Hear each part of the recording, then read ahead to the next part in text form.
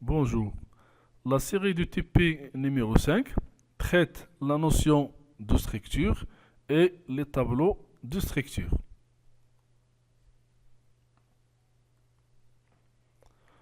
On souhaite gérer les étudiants du tronc commun d'un établissement en utilisant un tableau de structure permettant l'enregistrement des informations concernant les étudiants. Le nom, le prénom, le code national de l'étudiant, la date de naissance et les notes. Pour cela, on considère les déclarations suivantes. Donc nous avons déclaré une constante max en utilisant le mot-clé define. Donc le contenu de la constante max est 50. Après, nous avons une structure qui contient trois champs, le jour, le mois et l'année, qui sont de type int. Nous avons utilisé le mot-clé type def, c'est pour associer le mot date à la structure qui contient les trois champs jour, mois et année.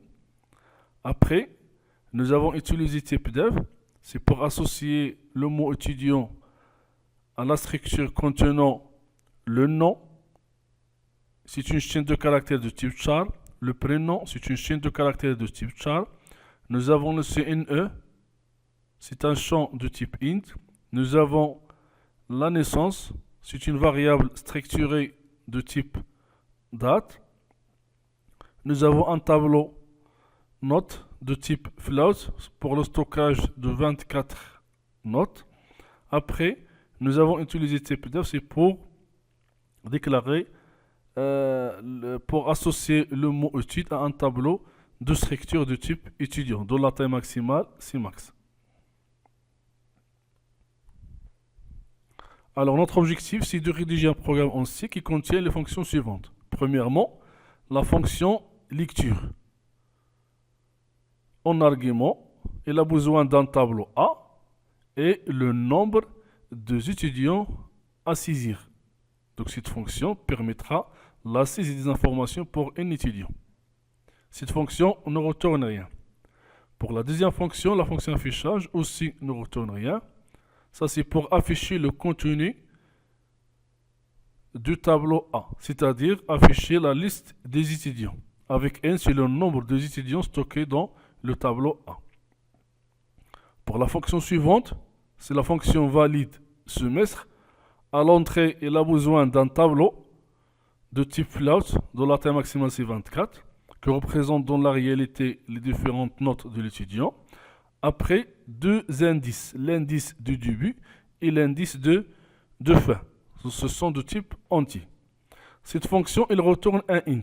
Donc, il va retourner 1 dans le cas où l'étudiant a validé le semestre, indiqué par les deux indices, l'indice début et l'indice fin, et 0 dans le cas inverse. Donc, un semestre est validé si la moyenne de 6 notes, c'est-à-dire les sous-modules, est supérieure ou égale à 10. Et si toutes les notes sont supérieures ou égales à 7.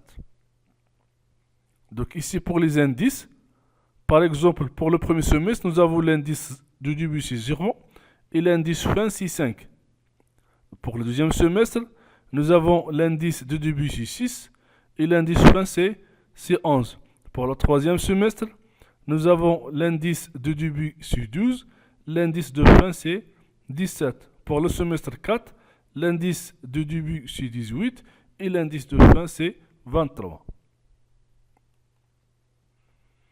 Après, la fonction valide tout semestre. À l'entrée, nous avons un étudiant, c'est-à-dire, je vais vérifier est-ce qu'un étudiant présenté à l'entrée de la fonction, est-ce qu'il a validé tous les semestres, oui ou non. Donc, dans ce cas-là, cette fonction retourne un entier, c'est-à-dire, il va retourner 1 dans le cas où l'étudiant a validé tout le semestre et 0 dans le cas inverse. Sachant que je vais utiliser la fonction valide semestre que nous avons mentionné précédemment. Après, une fonction appelée étude valide semestre. Donc nous avons un tableau A qui contient tous les étudiants avec n c'est le nombre total des étudiants. Cette fonction-là, qu'est-ce qu'elle va faire? Elle va chercher les étudiants qui ont validé tous les semestres en stockant ces étudiants dans un tableau à retourner. Donc à retenir, donc ici nous avons étudiant, étoile. C'est un pointeur de type étudiant. Donc la fonction retourne un tableau de structure contenant les informations des étudiants qui ont validé tous les semestres. Après, nous avons la fonction étude ordre mérite. Donc cette fonction retourne un tableau de structure concernant les étudiants qui ont validé le semestre classés par ordre de mérite. Alors je vais chercher les étudiants qui ont validé tout le semestre, après je vais les classer par ordre de mérite. Et ce tableau-là a retourné vers la fin. Après, nous avons la fonction mention. Cette fonction ne retourne rien, donc il est précédé par le mot-clé void. Et à l'entrée, il contient le tableau A qui contient tous les étudiants avec un seul nombre total des étudiants. Alors la fonction affiche le CNE, le nom, le prénom, la moyenne et la mention. Alors ici, je vais afficher la moyenne au lieu des 24 notes. Et vers la fin, je vais afficher la mention équivalente à la moyenne calculée. Pour les étudiants qui ont validé tous les semestres par ordre de mérite. Donc on aura la mention passable pour une moyenne entre 10 et 12, une mention assez bien entre 12 et 14, une mention bien entre 14 et 16, et une mention très bien pour les moyens qui sont supérieurs ou égal à 16. Et vers la fin, on va rédiger la fonction humaine, ça c'est pour tester les fonctions mentionnées précédemment. Alors je vais commencer par les déclarations nécessaires.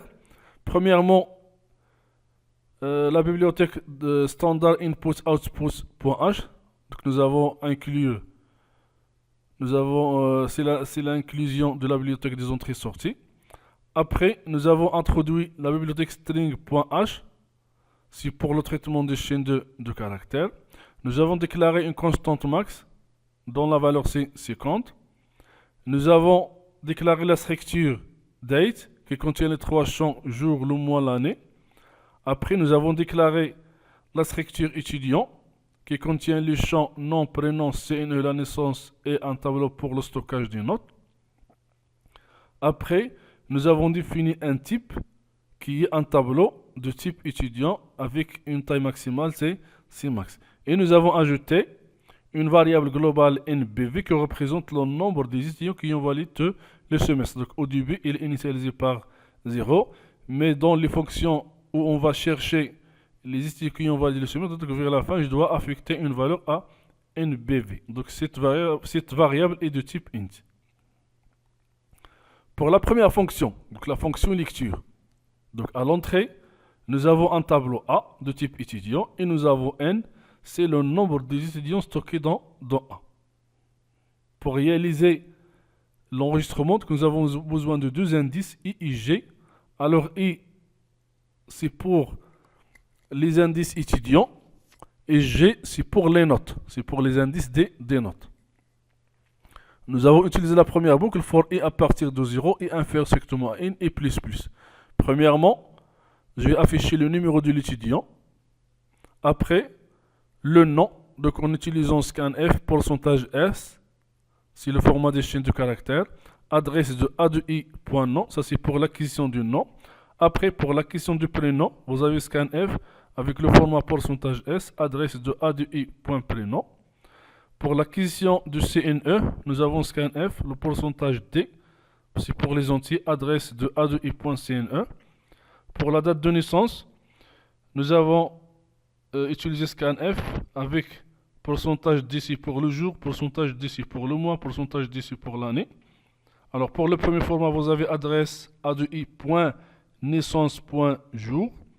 Pour le mois, vous avez adresse de A2I.nom.mois. Et pour l'année, vous avez adresse de A2I.naissance.année. Après, pour la saisie des notes, on aura besoin d'une autre boucle for G à partir de 0, G inférieur strictement à 24, G++. Et nous avons utilisé scanf avec le format pourcentage FC pour le flows. Et vous avez adresse de A2I.note de G. Donc ça, c'est pour la fonction lecture. Pour la fonction affichage, aussi, nous avons besoin à l'entrée un tableau A avec ainsi le nombre des étudiants stockés dans A. Nous avons besoin des deux indices I.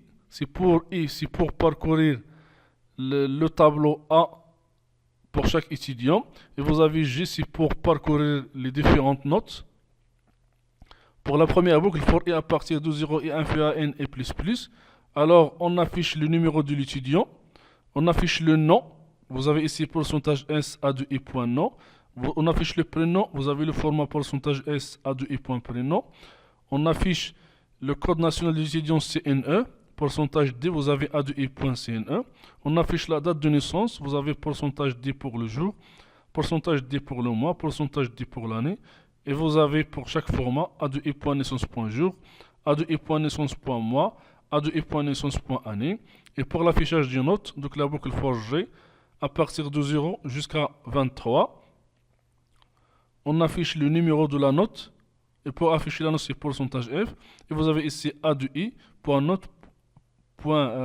note de G. Pour la fonction suivante, c'est la fonction valide semestre. Alors ici, cette fonction, je donne le tableau qui contient les notes et je donne l'indice du début du semestre et l'indice de fin du semestre. Et par la suite, je dois effectuer un traitement pour dire est-ce que ce semestre est validé ou non, selon les conditions qui sont déjà mentionnées dans l'énoncé. C'est-à-dire, on doit avoir la moyenne des notes supérieure ou égale à 10 et toutes les notes sont supérieures ou égales à 7.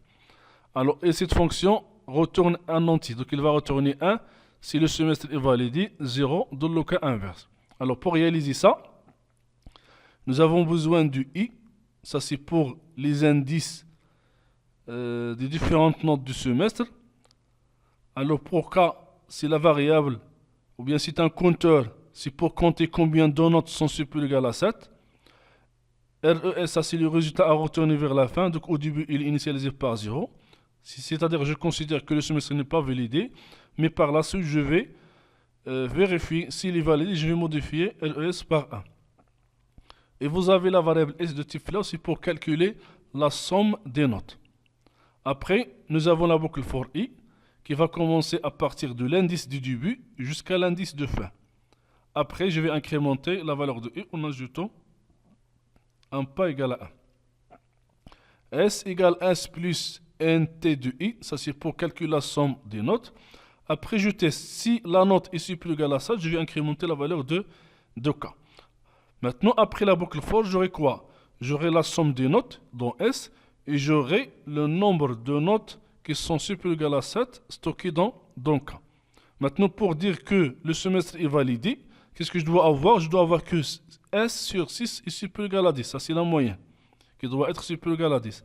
Et K égale à 6, c'est-à-dire toutes les notes sont supérieures ou égales à 7. Dans ce cas-là, toutes les notes sont supérieures ou égales à 7. Dans ce cas-là, vous avez RES qui aura la valeur de 1. Et vers la fin, je vais retourner le résultat. Soit 0 si le semestre n'est pas validé, ou bien 1 si le semestre est validé.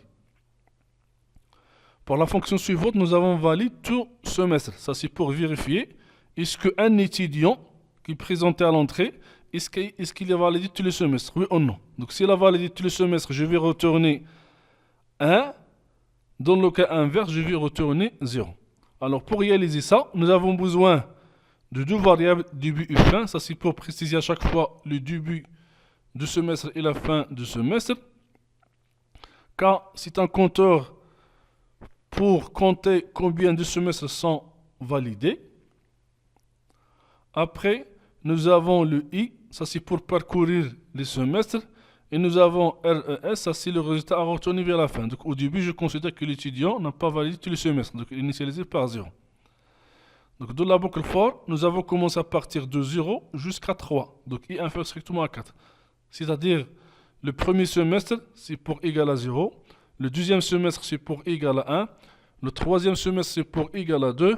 Et le quatrième semestre, c'est pour I égal à 3. Maintenant, pour chaque valeur de I, je vais déterminer l'indice de début et l'indice de fin en utilisant les deux formules suivantes. Alors, début, c'est 6 fois I. L'indice de fin, c'est début plus 5. Après, je vais appeler la fonction valide semestre en précisant le tableau des notes, c'est etd.note, et aussi en précisant le début et la fin du semestre. Alors, cette fonction va me retourner un résultat, soit 1, soit 0.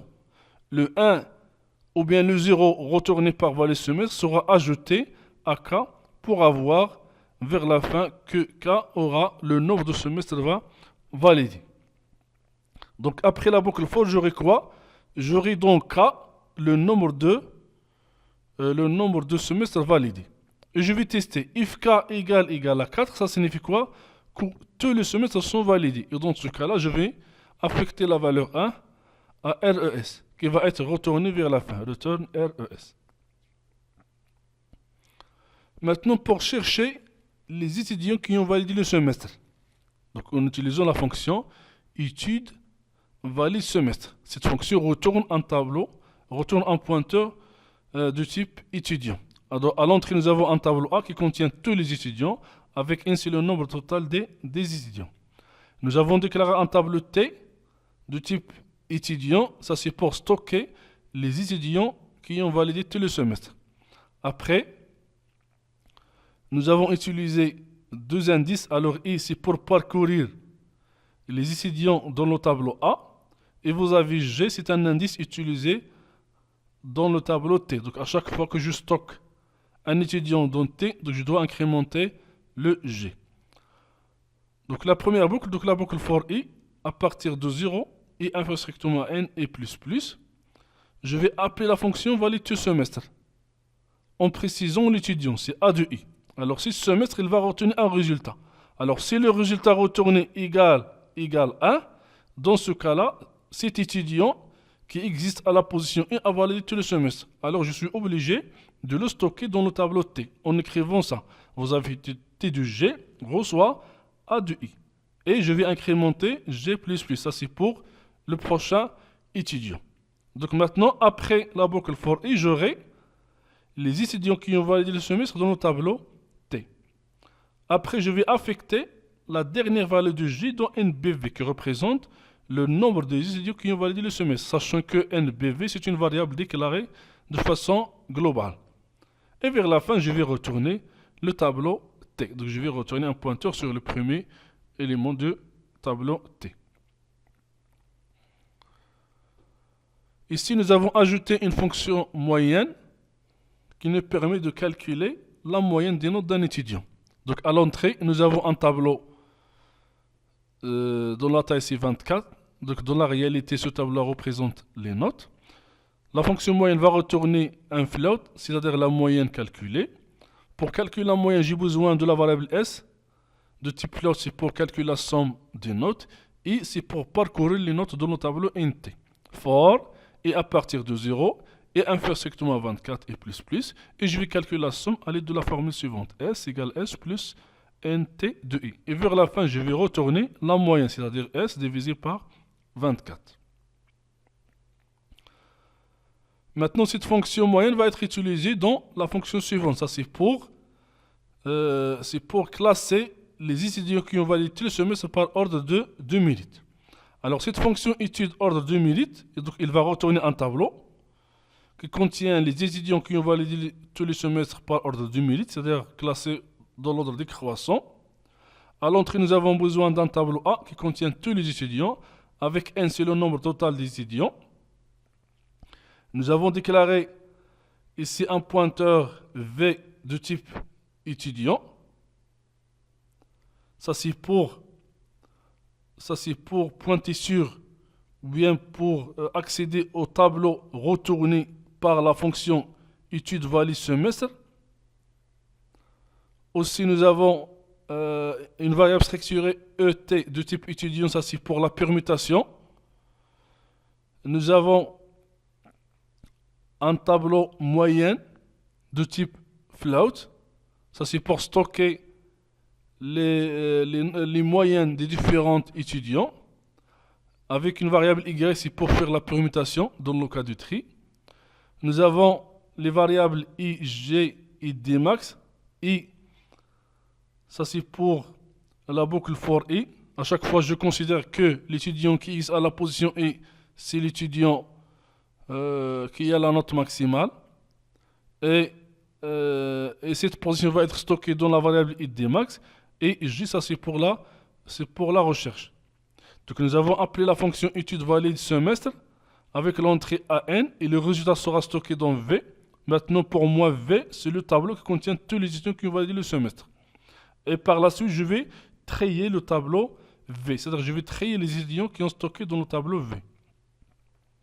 Après, j'ai utilisé la boucle for i à partir de 0 et inférieur strictement à NBV et plus. Ça, c'est pour calculer les notes de chaque étudiant et stocké dans le tableau moyenne à la position I. Alors, j'ai utilisé la fonction moyenne déclarée précédemment. Avec l'entrée, c'est V de I.note. Donc, je donne le tableau de notes d'un étudiant qui existe à la position I. La fonction moyenne va faire le calcul, après va me retourner un résultat qui va être stocké dans moyenne de I. Maintenant, après cette boucle, j'aurai un tableau moyenne qui contient les notes, les moyennes de chaque étudiant. Et ce tableau-là, il est en parallèle. Ce tableau est en parallèle avec le tableau V. C'est-à-dire, un étudiant qui existe dans le tableau V à la position I, sa moyenne est stockée dans le tableau moyenne à la position aussi I. Et pour arriver à trier ou bien à classer les étudiants, je vais classer aussi les moyennes. Donc ici, nous avons utilisé le trait par sélection. I à partir de 0, I inférieur strictement à NBV-1. Donc, sachant que NBV, c'est le nombre des étudiants qui ont validé le semestre. Et à chaque fois, je vais incrémenter la valeur de I en ajoutant pas égal à 1. Donc, au début, je considère que l'étudiant qui existe à la position I, c'est l'étudiant qui a la moyenne maximale. Après, dans la boucle for G, je vais rechercher. À partir de G, G égale I plus 1. G inférieur strictement à NBV, G plus plus. If, s'il existe une moyenne à la position G, qui est supérieure strictement à la moyenne à la position ID max, je vais affecter le G à ID max. Après, pour la permutation, je vais tester est-ce que ID max est différent de I. Si oui, je vais faire la permutation. Donc Y reçoit moyenne de I. Après moyenne de I reçoit moyenne de ID max. Après moyenne de ID max reçoit Y. ET reçoit V de I. V de I reçoit V de ID max. V de ID max reçoit ET. Donc ça c'est pour la permutation de l'emplacement des étudiants. Et ça c'est pour la permutation du moyen. Et vers la fin, je vais retourner V. C'est-à-dire le tableau V qui contient tous les étudiants classés par ordre de mérite. Alors pour afficher la mention, j'ai besoin de la fonction appréciation. Cette fonction à l'entrée, nous avons ici une moyenne de type float. Et cette fonction retourne une chaîne de caractères, donc un pointeur de type char. Alors au début, nous avons déclaré une chaîne de caractères texte de la taille maximale c'est 20. Et je vais tester la moyenne. Si la moyenne est supérieure ou égale à 10 et inférieure strictement à 12, donc dans ce cas-là, je vais copier la chaîne passable dans texte. Donc nous avons utilisé str copy. Si la moyenne est entre 12 et 14, je vais copier la chaîne assez bien dans texte. Si la moyenne est entre 14 et 16, je vais copier la chaîne bien dans texte. Et dans le cas où la moyenne est supérieure ou égale à 16, alors je vais copier la chaîne très bien dans texte. Et vers la fin, je dois retourner. Donc je dois retourner la chaîne.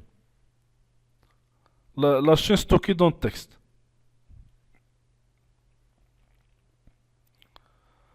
Maintenant, pour la fonction mention, donc à l'entrée, nous avons un tableau qui contient tous les étudiants. Et vous avez ainsi le nombre total des étudiants. J'ai déclaré un pointeur de type étudiant. Ça, c'est pour stocker le tableau retourné par la fonction étude ordre mérite, sachant à l'entrée que nous avons tous les étudiants stockés dans A avec ainsi le nombre total. Alors nous avons besoin de I, ça c'est pour parcourir le tableau B, et M c'est pour stocker le résultat retourné par la fonction moyenne pour chaque étudiant. Nous avons utilisé la boucle for i à partir de 0 et inférieur strictement à n bv et plus. Alors pour chaque étudiant, je vais appeler la fonction moyenne. Avec l'entrée, c'est le tableau des notes. Cette fonction va me retourner une moyenne qui va être affichée vers la fin. Alors vers la fin, je vais afficher donc le CNE, le nom, le prénom, la moyenne et la mention. Alors pour le CNE, vous avez b2i.cne. Pour le nom, vous avez b2i.nom. Pour le prénom, vous avez b2i.prénom. Pour la moyenne, vous avez m. Et vous avez pour la mention, vous avez appréciation. Donc on fait appel à la fonction appréciation avec l'entrée m, c'est-à-dire la moyenne. Et vers la fin, donc la fonction main, ça c'est pour tester les différentes fonctions rédigées précédemment. Alors nous avons déclaré une variable nb qui représente le nombre des étudiants à saisir. Nous avons déclaré un tableau FST de type étudiant. Après, nous avons saisi la valeur de nb stockée dans nb. Après, nous avons appelé la fonction lecture. C'est pour saisir les étudiants dans le tableau FST, sachant que nb c'est le nombre d'étudiants à saisir. Nous avons appelé la fonction affichage. C'est pour afficher les étudiants stockés dans le tableau FST, sachant que nb c'est le nombre total des étudiants. Et vers la fin, nous avons appelé la fonction mention. Ça, c'est pour afficher les étudiants qui ont validé tous les semestres par ordre de mérite, sachant que FST, c'est un tableau qui contient tous les étudiants, avec NB, c'est le nombre total des étudiants.